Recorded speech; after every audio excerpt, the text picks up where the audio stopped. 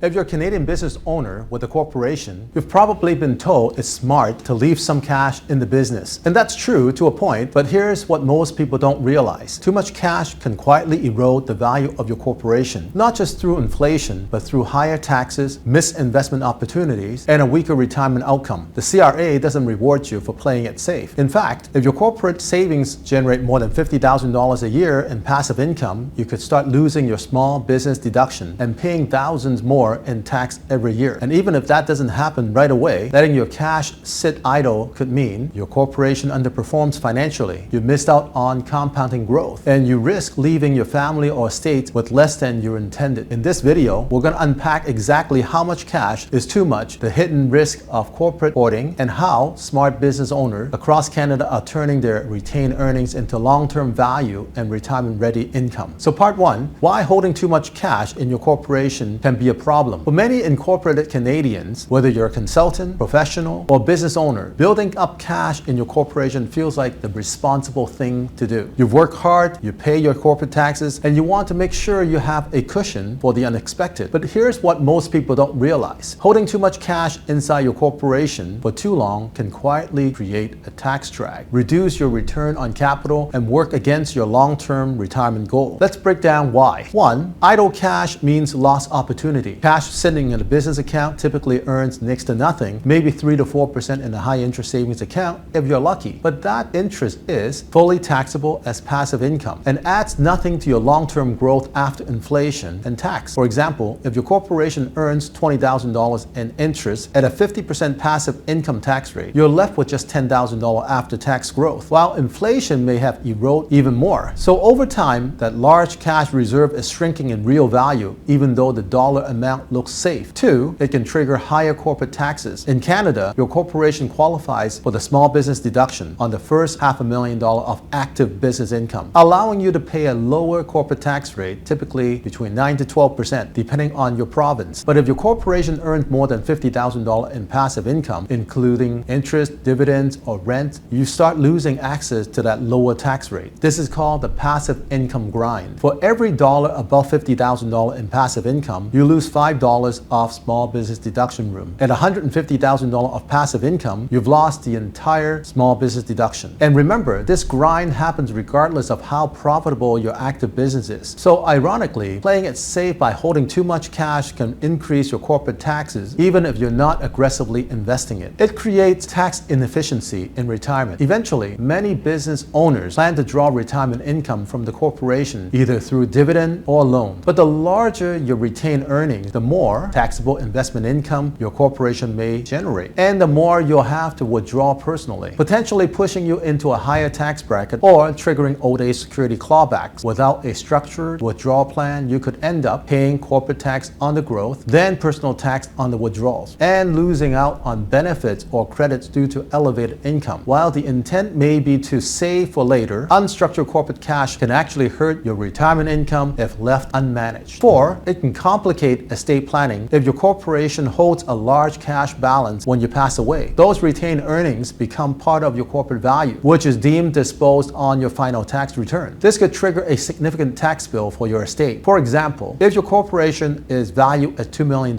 at death and your adjusted cost base is 0, the entire amount is a capital gain. 50% is taxable, and depending on your province, that could mean $450,000 to $550,000 in tax just from sitting on retained earnings. Without proper planning, your family may have to sell assets or liquidate part of the business just to pay CRA. So how much cash is too much? Here's a general rule of thumb. Hold enough to cover 6 to 12 months of operating expenses, short-term obligations, and a reasonable buffer. Anything beyond that should be working for you through investments, insurance, or structured withdrawals. Because while cash offers safety, it comes at a cost. And as you approach retirement, the priority should shift from accumulating cash to strategically converting it into personal, tax-efficient income. Part 2, the $50,000 passive income threshold. Here's where many incorporated business owners get blindsided. You assume your corporate tax taxes are handled because you pay the combined federal Ontario small business rate of 12.2% on your first $500,000 of active business income. But the CRA has a rule that directly links how much passive investment income your corporation earns to your eligibility for that lower tax rate. This is called a passive income grind, and it can quietly cost your corporation tens of thousands of dollars in excess and extra tax every year just for holding too much cash and earning investment income on it. Let's break it down. What counts as passive income? Passive income includes things like interest from GICs or high interest savings account, dividends from Canadian or foreign stocks, rental income, capital gains on investments. Even if you're just parking money in a corporate high interest savings account, that interest counts towards your passive income total. The grind rule explained. Here's how it works. If your corporation earns more than $50,000 worth of passive income in a given year, the CRA start reducing your small business deduction. For every dollar above $50,000, you lose $5 of your $500,000 small business deduction limit. Once you hit $150,000 of passive income, your corporation loses the small business deduction completely and now pays the full general corporate tax rate on all active income. Depending on your province, that jump can take you from paying 11% tax to as high as 26 to 30% on your operating profits. Let's look at a real-world example. John the consultant. John is an incorporated IT consultant with $300,000 in annual active business income. $1.5 million sitting in a corporate investment account. That account generates about $80,000 a year in passive income because he's $30,000 over the $50,000 passive income limit. He loses $150,000 of his small business deduction. $30,000 times 5, which is $150,000. Now, $150,000 of his active business income is taxed at the higher general corporate tax rate, potentially costing him $20,000 to $25,000 more in taxes this year alone. And that happens every single year. His passive income stays above the threshold. Why this matters? Well, that's the cost of doing business. But the truth is, it's avoidable. With proper planning, you can reallocate passive investments to favor capital gains over interest. Use corporate-owned insurance to remove funds from passive income calculation. Transfer funds to a holding company to separate them from operating income. Or adjust your investment strategy to stay under the $50,000 limit. The key is to recognize that passive income isn't just about what you earn. It's about what you lose in terms of small business tax advantages. Part 3. What should you do with surplus cash? Now that we have covered the downside of holding too much idle cash and the tax trap that comes with it, the natural question is, what should you do instead? If you have built up a cash buffer that's more than your business needs for short-term expenses or emergencies, you don't need to spend it recklessly. But you do need a strategy. Here are 3 proven ways to put your corporate surplus to work without triggering unnecessary taxes and with long-term retirement and estate goals in mind. Option 1, invest through a corporate investment account. This is the most direct approach and structured properly, one of the most effective. You can take the excess cash and invest it inside a corporation in tax-efficient equity, favoring capital gains over interest, Canadian dividends-paying stocks, low-cost diversified ETFs, or portfolio designed to reduce tax drag. Here's why this matters. Capital gains are only 50% taxable and only when realized. Canadian dividends or Canadian eligible dividends are taxed at a lower tax rate than interest. And by managing your portfolio carefully, you can keep annual passive income under the $50,000 threshold to maintain your small business deduction. This allows your corporation's retained earnings to grow faster and compound over time without triggering a massive tax bill or loss of preferred rates. Just be sure your investment strategy is designed specifically for a corporate account, not a personal one, because the tax treatment is very different. Option 2, use corporate-owned permanent insurance policy. This is one of the most underused yet powerful tool for business owners with excess cash. Here's how it works. Your corporation purchases a permanent life insurance policy, or whole life or universal life. It pays the premium using retained earnings. The policy builds tax shelter cash value inside the corporation. In retirement, that cash value can be accessed via collateral loans, providing tax-free retirement income. And upon death, death benefit flows into the capital dividend account, allowing tax-free distribution to your estate or beneficiaries. This strategy is ideal if you're already maxing out your RRSP and TFSA, looking for ways to reduce passive income inside your corporation, concerned about estate taxes or liquidity at death, or want a long-term tax-efficient planning tool that grows quietly inside in the background. And unlike a corporate investment account, the cash value inside a policy doesn't count as passive investment income, so it won't trigger the passive income grind. Option 3, transfer surplus to a holding company. If you want to take your strategy one step further, you might might consider setting up a holding company, a HoldCo, using a tax-free intercorporate dividend. You can move retained earnings from your operating company to the HoldCo, where you can isolate risk, keeping investments separate from business liability, manage your investment income without affecting your small business deduction, build a long-term retirement fund or legacy plan that's more tax efficient. The HoldCo can also own insurance, real estate, or market-based investment, and gives you more flexibility around succession planning, estate freezes, future corporate restructuring. This strategy is especially useful if you plan to sell the business but want to retain corporate wealth and continue compounding tax efficiently. Bottom line, you work hard to build surplus capital in your corporation. Now it's time to treat that capital like part of your retirement and legacy strategy, not just an idle safety net. In the next section, we'll talk about how much cash you should keep in the corporation and how to find the right balance between security and tax-smart growth. 4. Keep the right amount of cash but not more. Let's be clear, cash isn't the enemy. Every business owner needs liquidity for operating expenses, taxes, emergencies, and opportunities. But beyond a certain point, holding excess cash becomes a drag, not a benefit. So how do you strike the right balance? Let's break it down. How much cash should you keep? A general rule of thumb is to keep 6 to 12 months of core operating expenses, plus a buffer for known obligations like tax payments, insurance premium, or a planned purchase, and potentially a modest emergency reserve in case of revenue disruption. Let's say your business has $20,000 in monthly expenses. You might reasonably hold $120,000 to $240,000, and if you're holding $500,000 or $1 million